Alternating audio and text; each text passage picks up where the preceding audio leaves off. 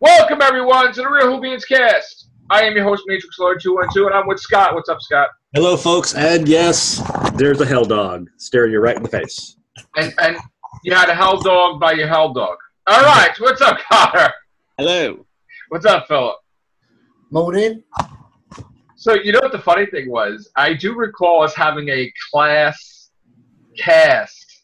Oh, And that's like one of the shows that never worked for us. Yeah. Yeah. So yes, this is doctor related, unfortunately. So tell us, Phillip, well, Scott, you can mute Scott. Now, tell us what about class. Right, well, as you know, there are two boxes that came out the same time, and each box set consists of 3 stories. Right now, bear in mind, I've only just gone through the first box set, which had titles of The Gifted, Life Experience, and Tell Me You Love Me. I've only got as far as Life Experience. The first one, The Gifted, that was okay. It was like a creepy story about a woman who's able to control people's minds and do what she wants. And then Life Experience, I got bored of it and I turned it off. Okay. I didn't get as far as Tell Me You Love Me because I thought it'd be the same kind of rubbish as the previous one. So overall, in a nutshell, with the characters, you can't really tell who's who. How many are there? Sorry? How many class ones are there? 3? 3 stories per box set. There's six stories in total. So Yeah. 6. Yeah. And Yeah. In the second box set, you get the Dalek story, which is tied in with Remembrance of the Daleks. With Sophie Aldred. Yes. So I've yet to reach that one and see. So the first part you're almost done with. Yeah, the first story of box set 1 I've done with. The second one I couldn't be bothered with, and I turned it off. I've yet to do the third one of the first one. So yeah. Okay. But my general feel of it is a bit weak and a bit bland. Why did they do this, though? Why did they have to? See, the thing is, I'm confused because I would think, like I told Connor in the last cast, if you're going to do a thing to class, you're going to do one thing, bring them back, resolve the Weeping Angels, resolve the body swap, and then you're done. But if they didn't do that, then they obviously have plans to do many class sets. But why do that if it got canceled, though? True. And I remember you saying in your last cast that why didn't they just start off from where it ended? That's a good Yes. That's a good Just point. resolve it. Yeah, and they didn't do that. It seems as if these stories are sort of spread around that season, TV season, and not really reached any point. See, but it's kind of hard putting it in between the season because the season was kind of straight through, where each day, the next day was something else. It wasn't like it had gaps or like time jumps or anything. Yeah. So there's no way that you could really technically say that that's in between what they're going through because it was literally hours each episode, I think. They do, but in some of the stories that I listened to so far, they do reference TV, some of the TV episodes that we've seen. So it's kind of like you said, they plunked them into days after a certain episode. But the thing is, it wasn't like that though. It was right. It was like that when the thing happened the next day, they're like, oh yeah, last night, yesterday. And it's like, there would be no downtime. You know what I'm saying? Like, I mean, it's like, you try, that would be like, no, I can't explain it that way. It just doesn't make any sense. Well, and they're trying to make it, they think people forget about it because they don't really watch it in the first place and just, who cares? Let's just watch it. No. Yeah. It's got to make sense to me, you know. I mean, the first story references Ram. Is his name Ram? Ram. Yeah. They reference his bionic leg given by the doctor. Yeah, but they did an episode about that already, though. Yeah, this is what I don't get. Like, he was playing soccer or football. I'm sorry, football. You guys call it football. Yeah. With his dad, and his dad's like, "What's the matter?" And you're not, and then he was going to get kicked off the team, and that was the thing with the coach. So it was right after. It's like you didn't have time to breathe. Even when Miss Quill went through that thing for 9 months or whatever, when she came back seconds after like that episode was about to end. So she didn't really like it was, I don't know. I think it's a waste. And I think it's not believable, and I think that's what kind of turns people off too. Is like it has to make sense. And another thing that was really confusing is 1 minute they're saying, "Oh, it's going to be for young adults," and then the next minute they have stuff that is actually adult-oriented beyond belief. See, that's another thing. It's like here's the thing. It's very telling. If the people writing class write young adult novels or young adult stuff, then that's different. But if they've never done a young adult thing ever, it's not going to come out right. Like at least Patrick Ness has done novels, which is young adult, right? He has that experience because he's hip. He's in the know of the way they talk, the way they, But which kind of gets me worried with Doctor Who because somebody brought up a point. Well, what the hell to have these writers wrote that was science fiction? That they're writing Doctor Who. What the hell have they written? And I don't have an answer. What about you, Connor? Did any of these writers that are writing Series 11, have they ever written science fiction before? Only one of them. Yeah. Go on, Connor. Sorry. Besides Chibnall. Have they? Yeah. That woman, what's her name? Blackburn. She wrote a science fiction. What did she write? She wrote a Doctor Who short story for the 20th anniversary. 50th. Oh yeah. She wrote. Yeah, but that's that. But do you mean for TV? Yes. Oh, for TV, no. What they seem to be is soap opera writers or gritty drama. What? Soap opera writers? Yeah. Writing Doctor Who? Pete McTeague. Pete McTeague, if I probably butchered his last name there, is a very prominent writer on EastEnders. Oh, shit. Oh, shit. Yeah, but that's not to say that he hasn't Oh, really? Yeah. Oh, God. That's like saying when you get the Golden Girl writers to write friggin' Doctor Who. No, not Doctor Who. Star Trek. No, but it's like, really? No. I understand we're doing diversity and cool shit like that. Okay, but wouldn't the job description said must have written like plots or stuff for like TV, science fiction, like, and not soap operas? Wouldn't that be like a main? Oh, I'm sorry, we don't audition anymore in Doctor Who. That's why. See, this is what happens when you audition. Because when you really audition people, even writers, shit comes out that maybe they can or can't write for science fiction. If you don't audition anybody, you just keep taking them to lunch, then we're going to see. You know what? Maybe I'm wrong. We're going to see. I don't want to hear paragraphs tomorrow, Paul. I got a spider that it's not even radioactive. That's right over my computer. And it's not really cool, man. I'm not getting Paul always sends me paragraphs as well. It's I enjoy it immensely. Yes. So, all right. I'm not becoming Spider-Man now. That's for sure. All right. So, yeah, I mean, am I making any sense, Connor? Isn't it a ring of truth anything I'm saying about maybe they should have some experience writing sci-fi, maybe? I mean, you are having the first woman doctor ever, so wouldn't you want to get your best sci-fi writers on the subject? I could understand the second or third season if you want to bring them in, but this is your debut with your key stars. You don't experiment that much. No. On your first season with a new doctor. Or maybe you do, I guess. Did you discuss the rumor about the digital world kind of episode that they might? No, we didn't actually. There is going to be in either episode 5 or 8 a zany action sequence, which was filmed totally in front of green screen, which indicates it's going to be like a virtual reality episode. What do you make of that? I'm glad I didn't take a bite of my hell dog.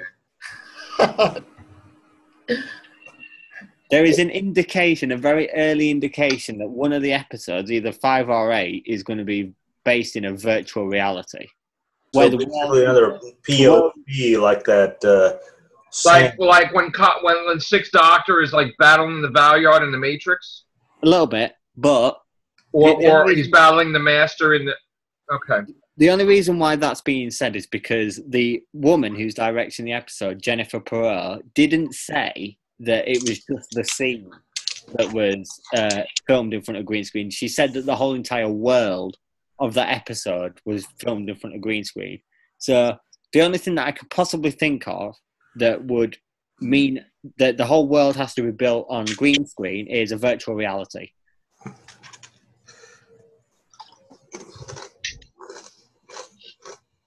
It's an interesting. It is because actually, we haven't had a virtual reality Doctor Who episode before, and it's one of them things that I didn't think of until I've just heard it now, with that quote in Doctor Who magazine, and I kind of like it. If they make it look as though there's somewhat of a surrealism to it, it will work. But if they try to make it seem like, oh wow, but. Yeah, because I think that the use of the word zany kind of means that it's supposed to be like, it's surreal. It's like bizarre. It's bonkers. So in other words, that's the episode that people die in, but because it's fake, they don't really die. I don't know. It might be a bit like Extremis, but a bit more intense, like a bit more virtual reality. That wasn't even virtual reality, though. That was like fucking real world shit. No, I did like Extremis. I thought it was a good episode. Yeah. It was different. It felt different. I don't know how I feel about this. I don't want to be. I really don't want to be negative. You know. We'll find out in. What is the pregnant man episode? Is that the virtual world one? That might be the virtual world. I thought it was. That's what I said earlier. No, that's different then. That's a different thing. Yeah. All right. So we got a virtual world. We got witches, right? Yeah. Witches. Yeah, we've got Rosa Parks. Mm-hmm. What's the other one? There's another one. So, that we don't know anymore. Is that what we know? Oh, is that what we know? Okay. Yeah, that's what we know. Okay, so the past ones are Rosa Parks and Alan Cummings, right? Yes. And possibly the one set in India, which is episode 9. Oh, That's the past? Yeah, I think it's supposedly, past. yeah. So they said 3 in the past. What was it? 3 in the past, 3 in the future. 3 in the future, and 4 in the present. That's right. Okay. The future one was a rumor originally that it was Centaurans, natural-born Centaurans. Yeah. I would assume that the pregnant man one is a future one. No. Yeah, you think? That would be a virtual reality bullshit one. I think that, to be honest, to go back to referring to the show again, I think that Doctor Who is aiming to be like Black Mirror now. It's going to be very grounded and very real life, but it's going to have some bizarre. Yeah. Are they in that? What is the one in the trailer? Are they in the past in that episode? That they're running. It looked like something like bunkers or not bunkers. Like, are they in the middle of a war zone in the past? That's Montgomery bus depot, which is Rosa Parks episode. Yeah. Oh, it is. Okay. Yes, it's past. So all right. So that was the past. All right. So. Because if you look on I think it's on the closest warehouse, you can just make out that it says Montgomery, which is where the bus protest took place. Right. And what do you think is... Yeah, again.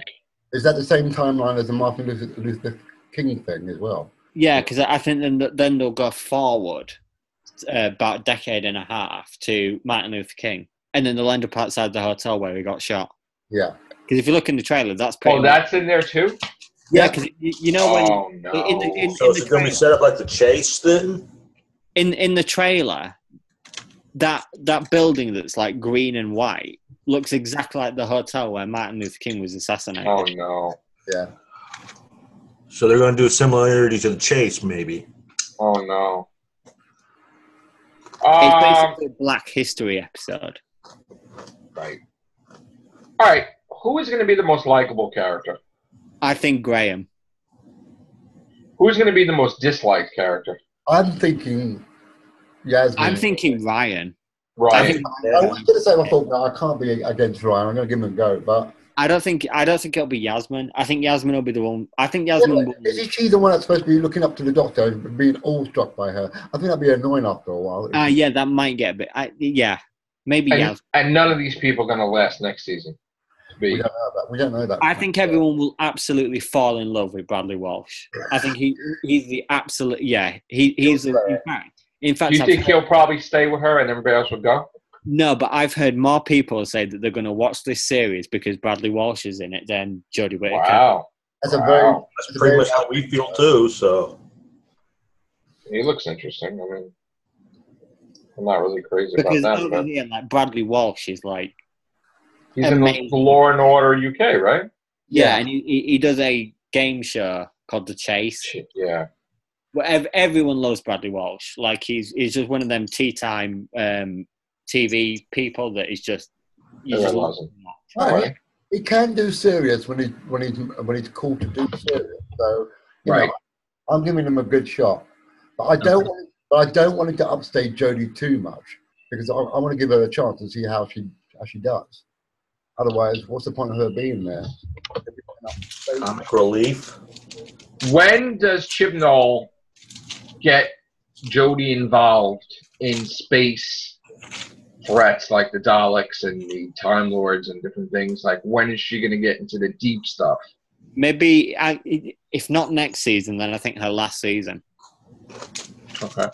So in other words, this season. Oh, oops. Don't piss everybody off. Yeah. We still don't know what the tail end of the season is going to pan out like, even. So we might get that earlier than next season. Until we know what the rest of the stories are like, we don't know where we're going with her. All right. I'm gonna ask a weird question. Yep. You know me for a while, right? Yep. What do you think I'm gonna think of this season? I think you're going to hate it because you seem to hate every season since Matt Smith. Oh, stop it! Oh, fuck! I will say the same thing, but I think you'll be surprised at one or two stories that you might say, yeah, that's cool. Out of the 10 episodes, I think you'll find, I'm going to say 3 or 4 of them. I don't know which ones. But I think you'll like the ones where they give a hint to Madame Kavarian coming back. and red balloons and big fish and whatever. So holy shit, you know that. Capaldi's the only one I put on a damn mug. So come on, man. I have a couple. How many episodes? This is an even better question. How many episodes before we were back to a red balloons theory? Ooh, so what? How many episodes that we're really deep into it that we're like excited about speculating that much? How many episodes before you mentioned red balloons? There are no more red balloons. That ship has sailed, or that balloon had burst. I guess you say 4. Yeah. That mouse was full of something, so I couldn't. After a while, he fucking screwed with us, though. He just started putting his shit in every episode. And the electricity thing going on and off, and the post office that's closed. He kept doing that shit. Joe, do you like the structure of the interior of the TARDIS that you've seen so far? I said that it took me a long time. I need to see more. Yeah. Because the lighting, I guess, is bad, but I didn't like what I saw. So I don't know. I'm hoping that. I mean, is it just the style of the TARDIS, or did the TARDIS get really messed up and it got like screwed up where it's healing wrong or something? Yeah, I'm wondering if either that or it's special effects. Yeah, but I think that's another desktop. There's sort of you know how the TARDIS had desktop. Yeah. A different desktop. But Listen, I really want to enjoy it, man. I want to be excited about it. I mean, I went today throughout the city looking for places that had Doctor Who, just wasting like hours when I was coming home, you know? I want to have, look, every Doctor Who is in every room in this house. You know what I'm saying?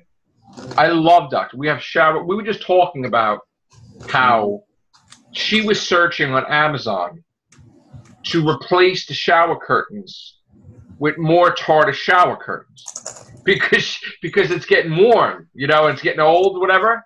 So she didn't want to give me. I would think she would want to have new shower curtains, like not Doctor Who, but she was actually looking on Amazon for like the exact one that we got to replace it with, which I thought that's the greatest girlfriend in the world. But anyway, I bought one the other day actually, and I've got it hanging up in my bathroom. And there you go. A new shower TARDIS skirt thing. Yeah, I'm on the bandwagon. Oh, dear. We have TARDISes in every room in the house. There's a TARDIS. There's so many TARDISes in this room, in the bathroom because they have the shower curtains. I have the portrait that was given to me for my birthday, with the TARDIS that was drawn that way. And then I had the pillows. Then we had above the fridge. We have the Titan figures with the TARDIS locker. Then I have a tea set. I have a Doctor Who spatula, Doctor Who apple cutter, Doctor Who pizza cutter. I didn't get there was another thing that came out too, but I don't have a barbecue to have the Doctor Who tongs or whatever the fuck it is. So, I mean, I'm just looking for an excuse to buy Doctor Who, man. I want to love it, man. I want it to be good. I want to be talking.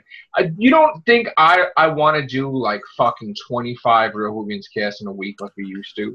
Like just tons of friggin', you know, oh my God, it's so exciting, speculating all day long, making like 5 a day. I mean, I loved that shit when we were talking about that stuff. And the problem is that I honestly think that back then, Moffat would have really resolved that shit right if Matt Smith stayed. And things just got screwed up. But I just love when we're so happy that we're enjoying the episodes and passionate about it. And it's like, oh, man, I can't wait to get home from work and just do the Real Whovians cast. It's like, holy shit. You know, like when we're into it, right? And the shit's going fucking fantastic. This fucking channel is booming. The fucking Real Whovians cast is booming. We're fucking just all day. Everybody's coming in and their mother. I mean, it's amazing, you know? I reckon come the trailer on Monday. I think it's going to drop on Monday. It might even drop over the weekend. If that trailer is really good, I think that I'm really going to be like, I'm really happy about where we're going with the show. Okay. It's the fact that they're not selling it to me. I think, you know what it is? I feel that because they're not pushing it, that they don't believe in it.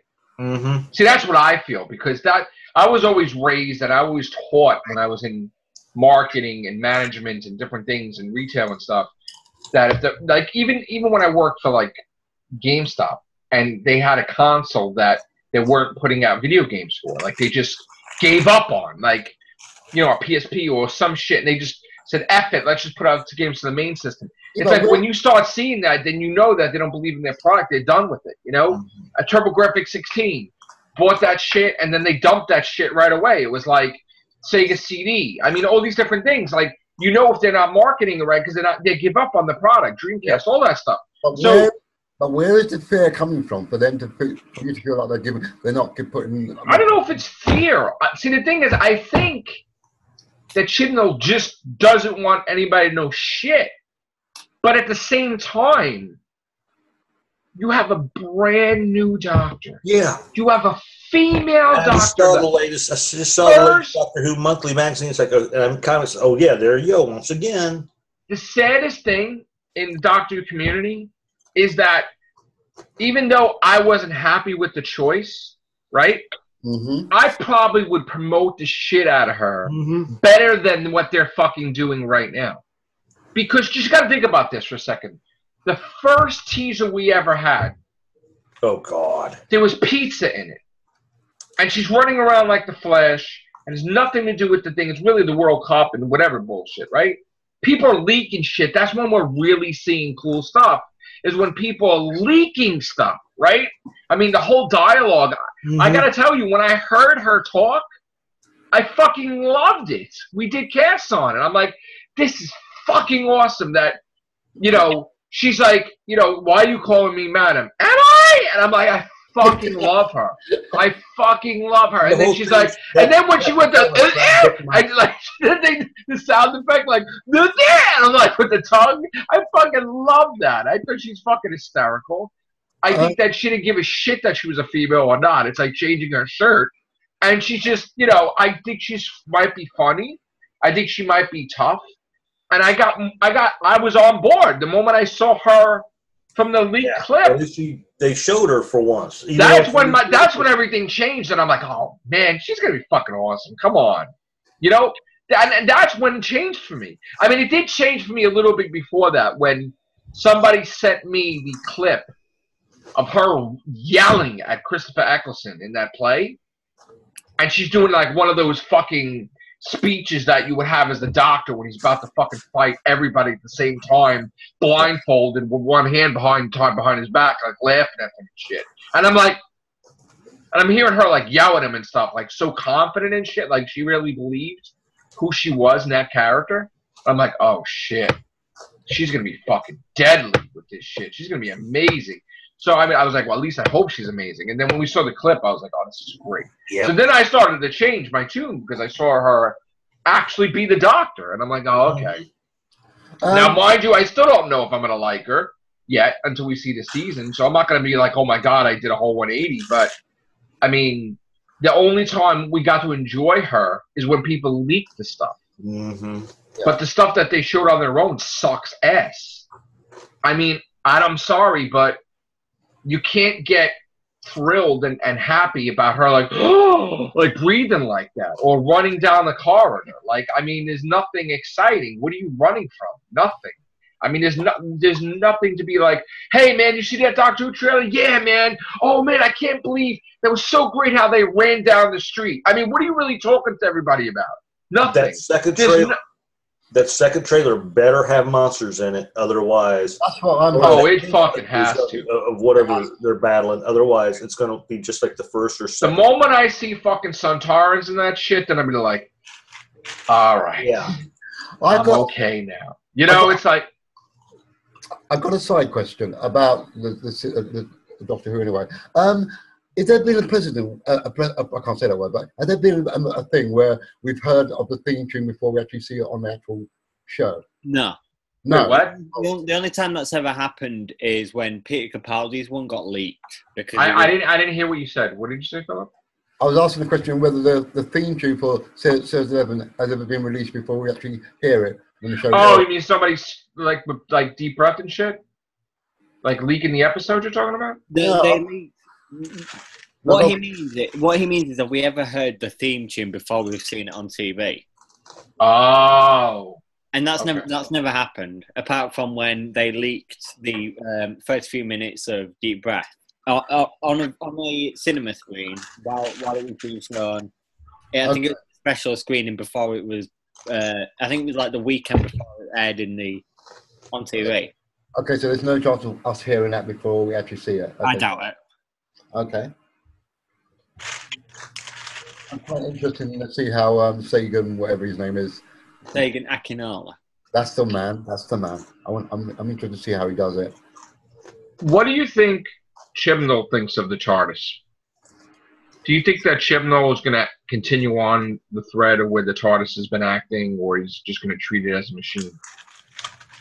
I don't know. It depends. Well, if he's an old school Doctor Who fan, he's going to stick with the premise of how the TARDIS is anyway. He's not going to change up that badly. No, but I mean, New Who, it's been established. Like TARDIS is like talking to him and shit and doing all kinds of stuff. I mean, ever since he put the time vortex back into the TARDIS and gave a piece of himself that connected him with the TARDIS, where he's able to snap his fingers and open the door and be connected with the TARDIS every which way. But don't you think they're going to show that, like that the TARDIS is kind of alive and consciousness and shit like that, or no? Maybe, but I think he'll treat it more like a machine. Yeah, okay. I think he's going to do his own thing with that, though. His own thing. He's not going to sort of like have carryovers. I don't think. I don't think you'll have like a whole episode set in the TARDIS. That's another thing, though. I want to know whether he's going to expand upon the TARDIS interior, and we have seen set in other places of the TARDIS rather than just that main control room. That's something that we'll have to wait and see. It's true, yeah.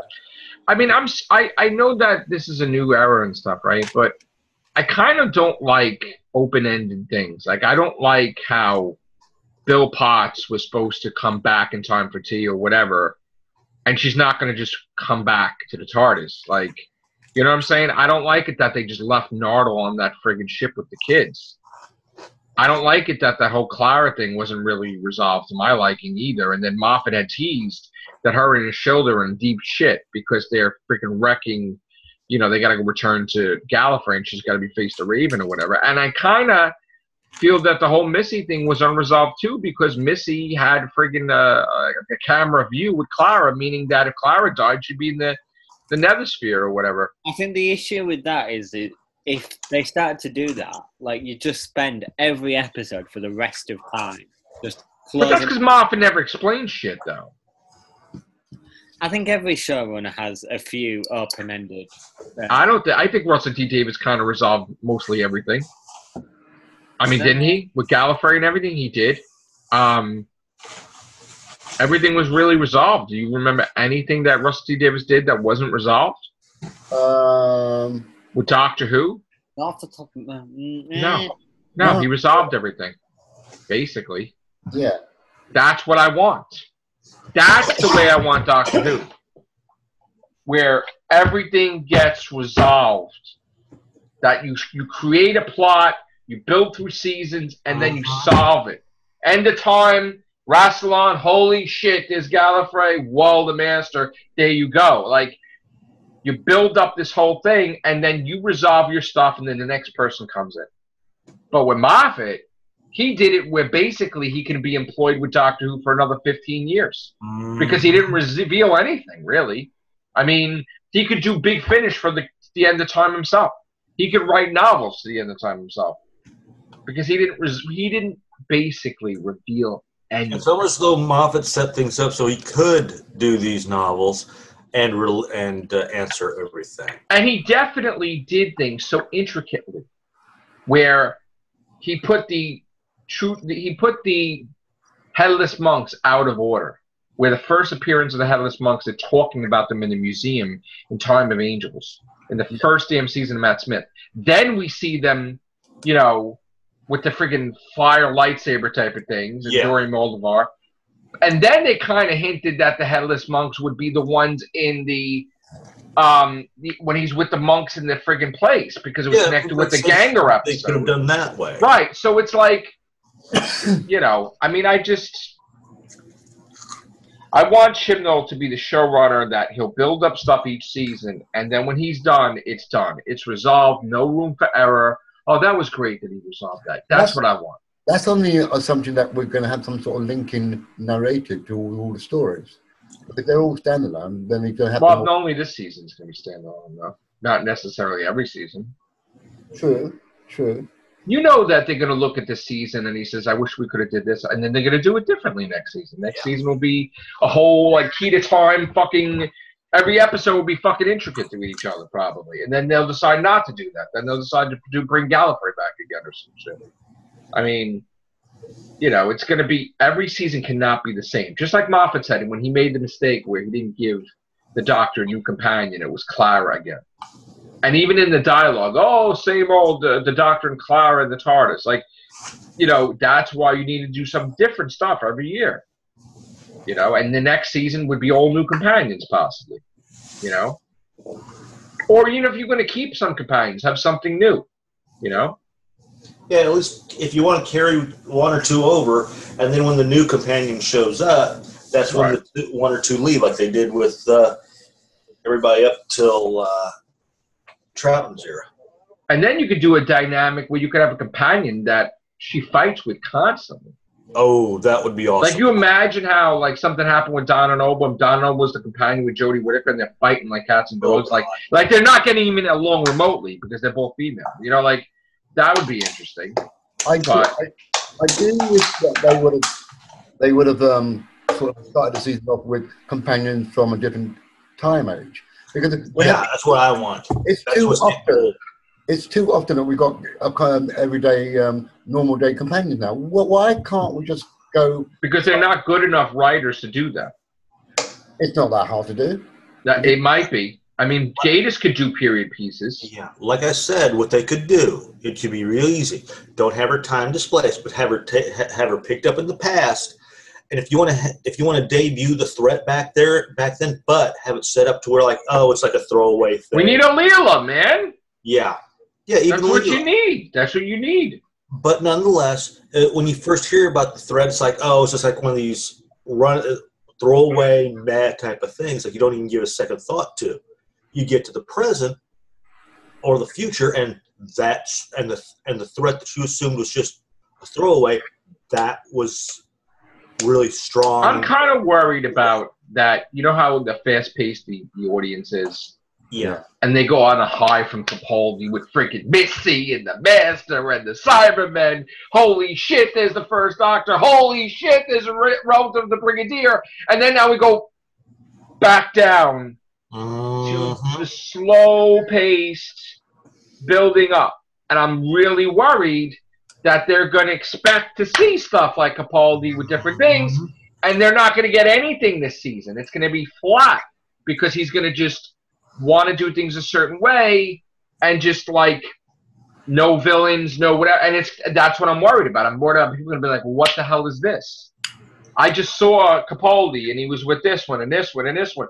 Why are we getting this? And they're not going to understand. Because Chibnall probably doesn't want to challenge his... I bet you there's going to be a lot of fans that they're going to say that.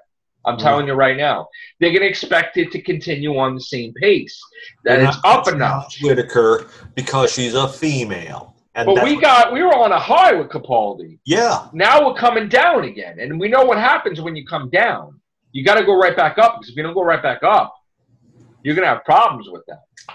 So... I'm worried about that.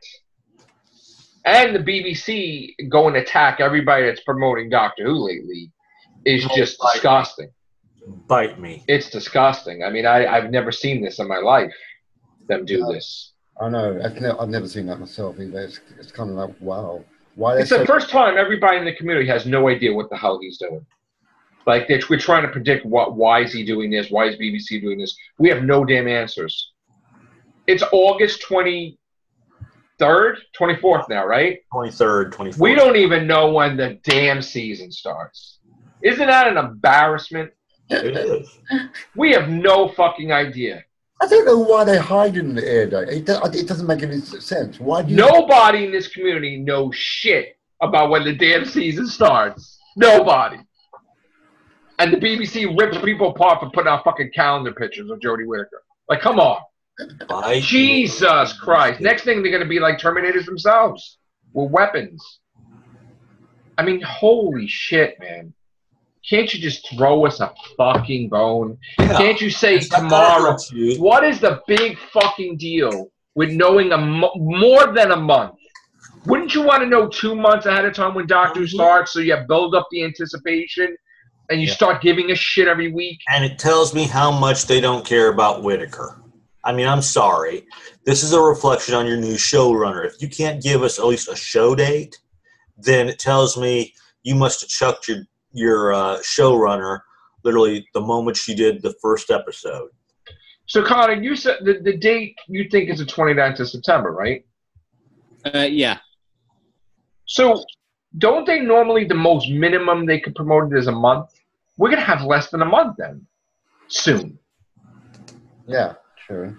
That can't be. That can't be. Well, if Colin's right about Bank Holiday Monday, and that's where they start kicking things off, then we're gonna get something then. But what are they doing with the money? Why can't they Why can't they give us something? What is the big deal? Are they undecided if they want to be on Saturday or Sunday still? No, I think it's because they're just trying to be a little bit secretive. That's bullshit. They'd be way too fucking secretive. Yeah, exactly. It's too much.